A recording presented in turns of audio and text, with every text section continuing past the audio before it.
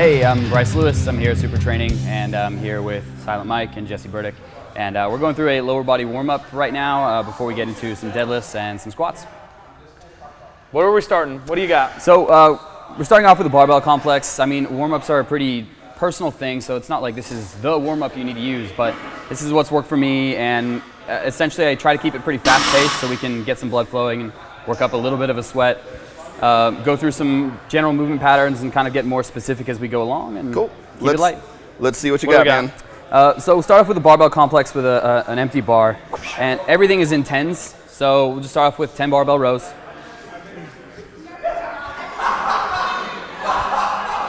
So we're trying to get a pump here. After that, 10 RDL.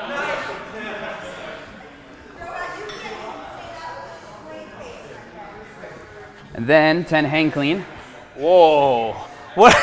Well, it's an empty this bar. Wasn't in this wasn't in the, how do you even hang clean? Go. How's that look? What do you think, Burdick? That's a really good reverse over into the front rack. There you go. Yeah, exactly. Whoa. Bryce Lewis. So now why the hang clean? 10 overhead press. A little bit of posterior chain activation, some thoracic spine as well. Okay.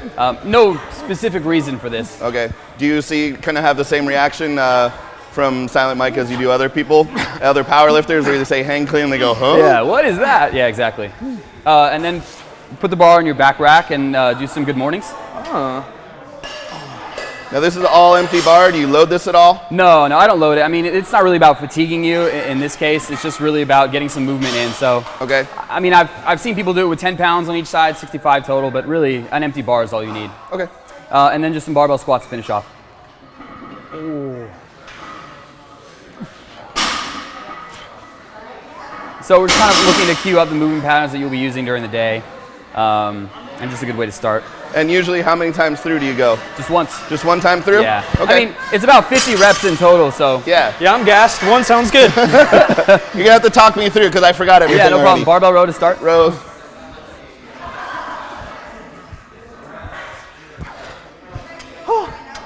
And then RDL. RDLs. Yep. Now, what kind of pace are we going? Just moving, just trying to feel yourself through it, or trying to speed through it? No, there's no speed here. We're looking for good technique across the board. Okay.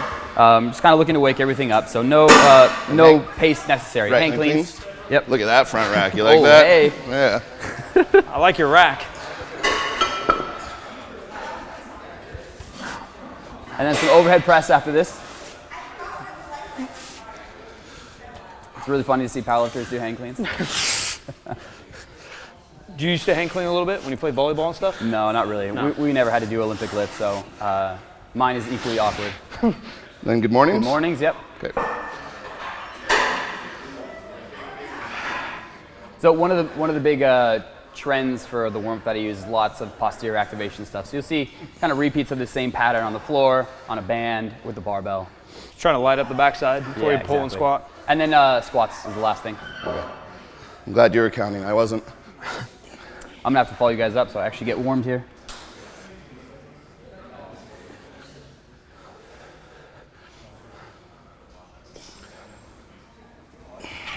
Good stuff.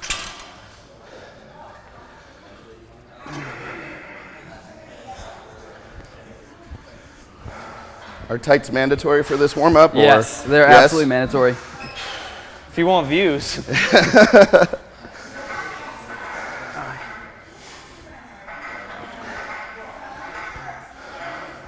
Let him finish and we'll get Dave through. That looks about 30 times different than what we were doing. Yeah, it was a little better. Well, we're doing more of a sandbagging. We're doing more reverse curl. We want that vein to come out while we're pulling, so.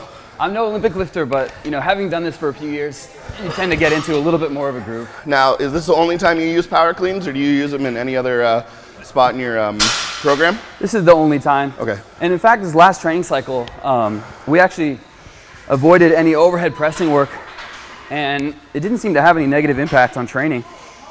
I mean, overhead work is important, but for powerlifters, probably not essential. Right.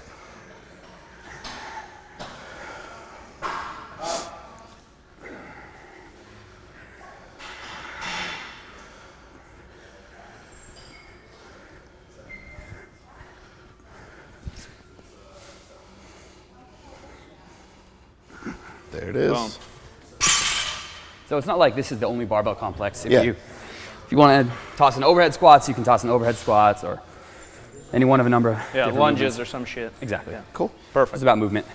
And we'll get to some mobility in a second. Yep. How much chalk do we need for our leg swing? You leg probably need swings? to chalk your whole arms. Chalk our whole arms for leg swings. Nice. Okay, this is important. There you go. All right. I feel like an Incan warrior. All right, so we're just doing some leg swings now, just continuing to get in some general movement. So, just one hand on it is all you need, and just 10 forward and backwards. And then we'll do 10 side afterwards. The count really is not anything specific about 10. There's a magic number. It is. We want to know why. 3 sets of 10. Some people out there may be like, 10 reps. Is this a certain amount of volume we need to get in? This is on our hypertrophy for my warm-ups? hip. Now, are we going bent knee, or just kind of let it swing? Yeah, you can let it swing. Generally, we try to keep the hips perpendicular to the ground. So as you open back, we don't want to see the hips open because Right. you want to try to keep the hips. So would a good cue for that be kind of trying to get your toes forward the whole time? Yeah, exactly. Or, Okay. or possibly try to keep your belly button pointed straight forward also. Okay. I think I already did 10. I don't know, it kind of feels good. I might just stay here all night. There you go. So now just side. And the idea here is that we want the foot planted towards where your hands are and allow the leg to swing out. Okay, and so you're going to let your toe swing up. Toe points, yeah, Okay, exactly. and you're going to cross kind of midline, toe swing up. Yep. Got it. You're kind of mobile there. Hey. Oh, It's the tights. oh. That's all an illusion of the tights. Yep. Looks like a ballet dancer. That'd be awesome if we had a bar. We could have Yeah, all it's the done that. beginning of pumping iron. Yeah, exactly. That'd be pretty easy to install too. Yeah. Yeah, good mobility bar. Yep. I've never done synchronized leg swings like this. When in super training, things might get a little weird. We are doing some box jumps now. Both jumps on and off the box. And usually it's anywhere from 3 to 6 reps on this. So just looking for crisp landing. So starting with your feet just about shoulder width apart, landing with knees bent, and then stepping off again. Are we going for height or anything? Or are you just trying to No, yeah, I mean, we don't need a big box or anything like that. We just need something small just to get some explosiveness in the quads. Okay, so just 10, 12 inches is a good place to start? Yeah, exactly. Okay. And, as far as scalability That's what goes. she said, huh? Yeah. There 12 you go. inches. Hey now. So soft and then stand up? Yeah, so Down. try to stick the landing a little bit. Good. That's much better. Back to my skiing days. Hey, there it is. Skiing? Downhill. Really? No. Freestyle, actually. Slalom. Even though the box is That's short, good. are we going to try to jump high? No, Nothing, just trying to clear as this long as little you're box. clearing and landing on top of the box. At this height, you probably don't need your arms too much. What do I do with my hands? Just let them relax. There you go. That was terrible. So just try to stick the landing. There it is. Now stand up at the top, right? Yep. Stand, now step. Good. I'm used to like 80-inch boxes, so I don't really know what to do right now.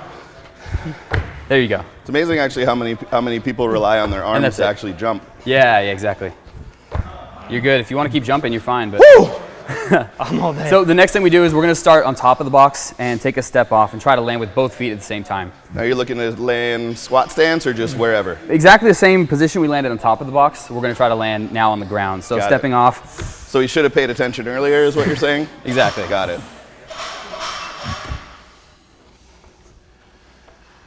Now where are you trying to absorb? Trying to kind of shift the weight, so landing on the center of your feet with knees bent. It's not such a high box that you need to like totally collapse as you come down. So Right. You should be able to absorb and just freeze and stick a landing position. But you're trying to take some of it in your quads and like glutes, yeah? Yeah, You're that's trying to exactly right. Take the shock with your hips. Yep. The worst part is getting back up. The backwards. Yep. So does it matter what foot you're stepping off with? No, if you want to Switch. alternate, that's fine. I don't think. Symmetry. Let's alternate. Yeah. Yeah, I don't think you're going to develop any asymmetries. Always stepping off. I'm to not the gonna left, I'm not gonna develop anything.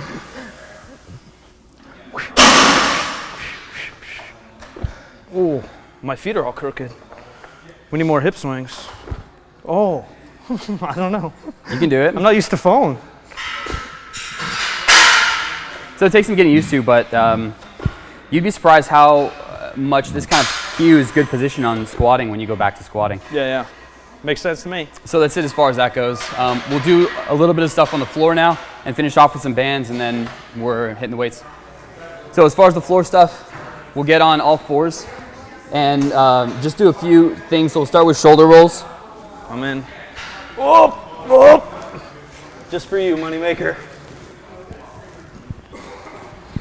And then we'll go a little bit further down the spine. Do you have cool names for these, like the sleepy cat or something? If you want to call it the sleepy cat, hey. Don't cats kind of We're going to start off with the sleepy cat right now. I'm in. Like 10? Yep. And then the one after this is either cat camel or like a thoracic spine contract.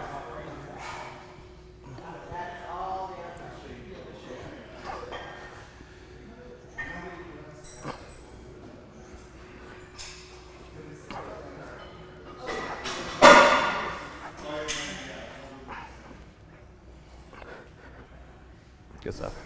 All right. So after that, it's going to be opposite hand, opposite foot out in front. And we'll alternate in between.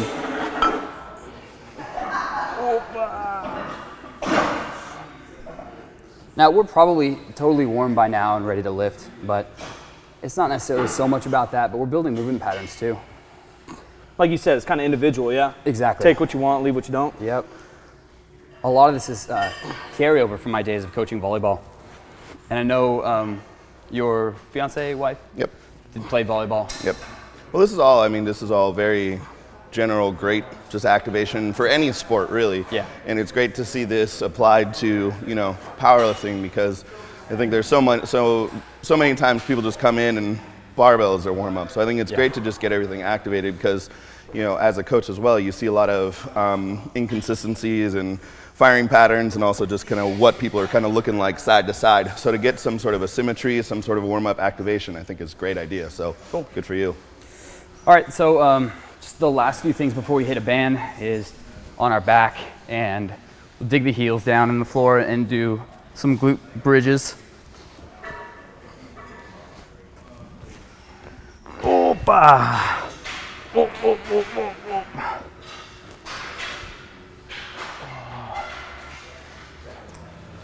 So Mike has a much narrower stance than you do. Do you care one way or the other? What are we looking for? That's fine. As long as you're kind of feeling it in your backside, you're all good? What I'm more concerned about is that the feet are parallel with each other and that they're not toes out like that. We just want the feet generally forward, but if your stance is wide or narrow, that's fine. Right. It's my slender hips.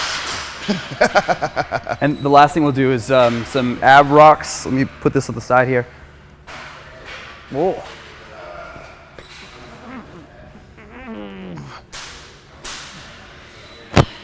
So are we looking for kind of toes pointed here, almost like a hollow rock, so to speak? Yeah, exactly. So what I'm more looking is that the knees are straight, which he's got. Toes pointed or not, that's totally fine. And if we want to make this harder, you can take your hands and point them up to the ceiling here. No, above your head more. No, this is the first step, pointed straight up. Oh, pointed straight up. Oh, yeah, okay. And to make it even harder, okay. we bring them back. Yeah, exactly. So there you go. I'm ready for the Olympics. Let's go. Now a couple bands. Yep. Here we go. Sweating my face off. So this is an average band here, but you can use a light one too. These are generally available on, I don't want to throw out the names. internet. Yeah, the internet. We choking in about knee height, hip height? About hip height too. Okay. So there's two things here we're going to do. Stepping inside the band, putting it on your butt, step back so we get some tension, and take your competition squat stance, whatever that is. And we're just looking for another few reps here, loaded this time. And you can spend a little bit more time down at the bottom, but we're not looking to stretch fascia, because it's not really something you want to do before you start lifting, maybe afterwards.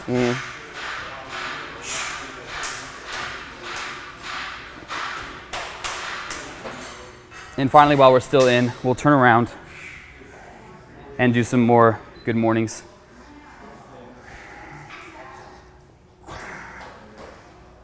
Now, everything that we've done, is this the sequential order you would normally do it in, or does it matter? No, that's the sequential order I would do it Okay. in. So this is the last thing before you start with the barbell. Okay. And especially for deadlifting, I mean, you can see how close this is to a deadlifting position. Sure.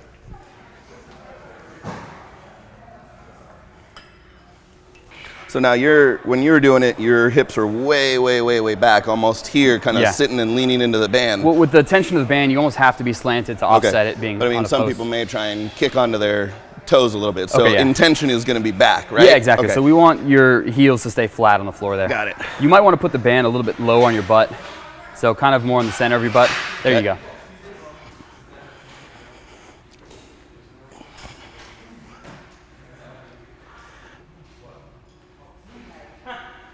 It's always nice to kind of deload so you can get a little more stretch at the bottom. Yep. Again, 10, 15? Yep, perfect. And then we'll switch it around for some RDLs, and that's it. So, people might say this is excessive as far as a warm-up goes with all the different things, but if it helps prevent injury and helps keep you kind of healthier as a lifter for a longer period of time, I'm all for it with it taking an extra minute or two per day. Agreed. And we've got it to the point where the full thing takes 10 minutes at absolute maximum. So we're just getting general movement patterns in. Great. There we go.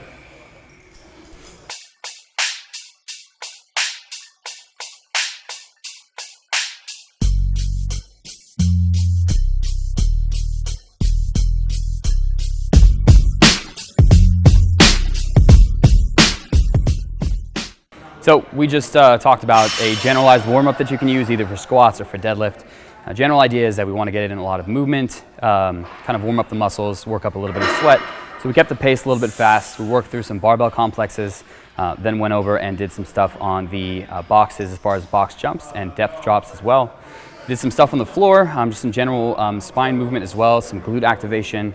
We flipped over with our backs on the floor and did some more glute activation, some ab rocking, and then finished off with some banded stuff against the posts as far as squats and RDL movements. So there you have it. Customize it to what you want. Keep it somewhere around 10 minutes or so and keep the pace fast.